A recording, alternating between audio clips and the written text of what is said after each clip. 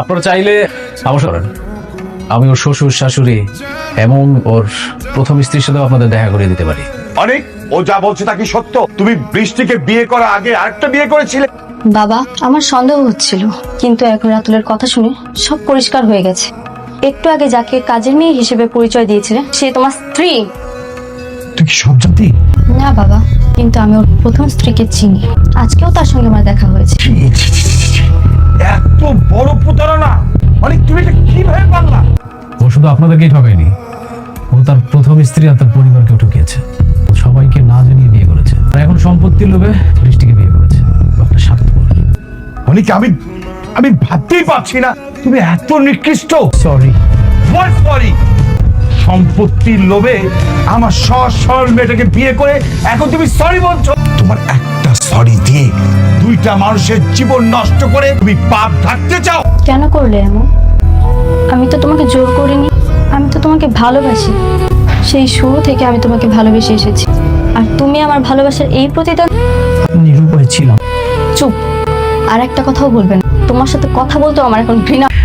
দেখুন আঙ্কেল, আমি আসলে চাই এরকম একটা ইনফরমেশন দিয়ে আপনাদেরকে একটা বিব্রতকর পরিস্থিতির মধ্যে, কিন্তু আমি সেই শুরু থেকে আমার নিজের ছোট বোনের মতো দেখতাম। ইনফরমেশনটা দিয়ে একটা বেঈমান প্রতারকের হাত থেকে আমার বোনটাকে আমি বাঁচাবো।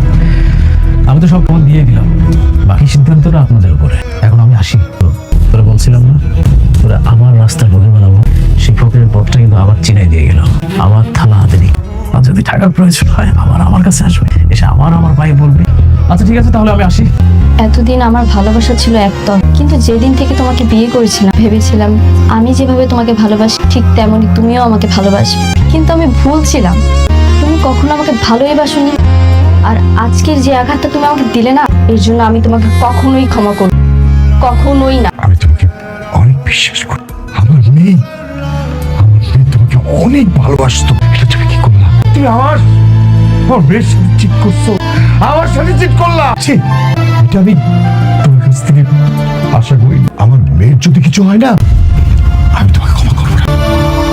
আব্বা জানো, আজকে না অনেক আমার দোকানে আইছি ওর নতুন বউ লইয়া। তোর দোকান আসছে কেন?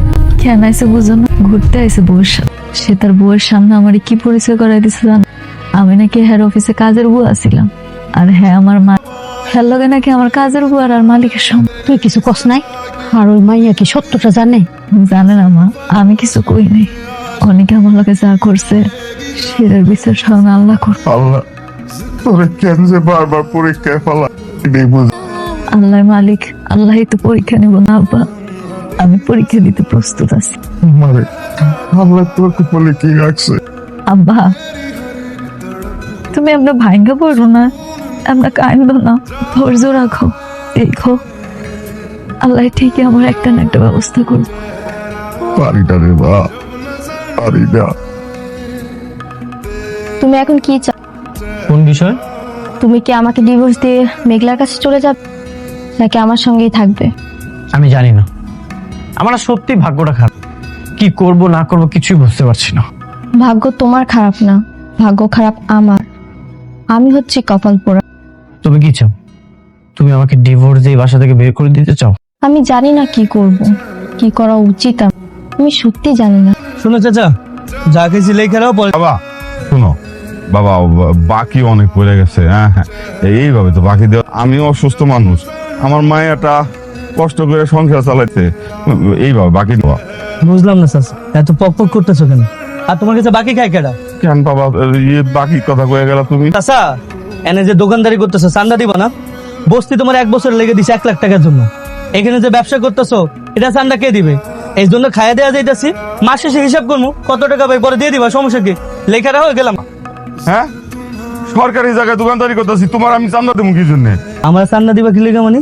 এটা জায়গা সরকারি হইতে পারে, কিন্তু এটা আমার দখল। আমি যা বলবো তাই হবে। তোমার বলছি লেখা রাখো, মাস শেষে হিসাব করবো কয় টাকা পাই, তারপর দিয়ে দিবা। আমার টাকা না দিয়া তুমি যাইবে না, আমি বাকি দিব না। তোর সাহস যে আমার লোকে চিল্লায় কত কস? তোর আজকে থেকে এখানে দোকান করা বন্ধ। এই দোকান বন্ধ কর, চল।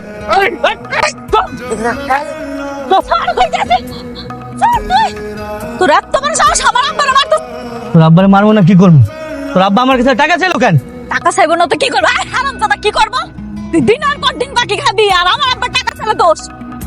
বাকি তোর আব্বার দোকানে বাকি খেতেছি কাকা, আমি এখানে চান্দা নিতে এসেছি। তোর গলায় যেহেতু এত জোর, আমিও দেখতে চাই তুই কত চিল্লাইতে পারিস। চল আজকে চিল। আমি তোমার কাছ থেকে সিদ্ধান্ত জানতে চাই। তুমি কি চাও সেটা জানা আমার খুব জরুরি। বলো তুমি কি চাও। হ্যালো হ্যালো অনেক ভাই, এখানেই বসে কথা বলো। হ্যালো, কি হচ্ছে? তাড়াতাড়ি আমি উপস্থিতে আহেন। মেঘলার বাবারে গুন্ডারা মারতেছে। মারতেছে মানে? এটা আপনি আসলেই জানতে পারবেন, তাড়াতাড়ি আসেন। ঠিক আছে, আমি এখনই আসছি। আমাকে যেতে হবে। কোথায়? প্রথম স্ত্রীর কাছে। অনেক দাঁড়াও।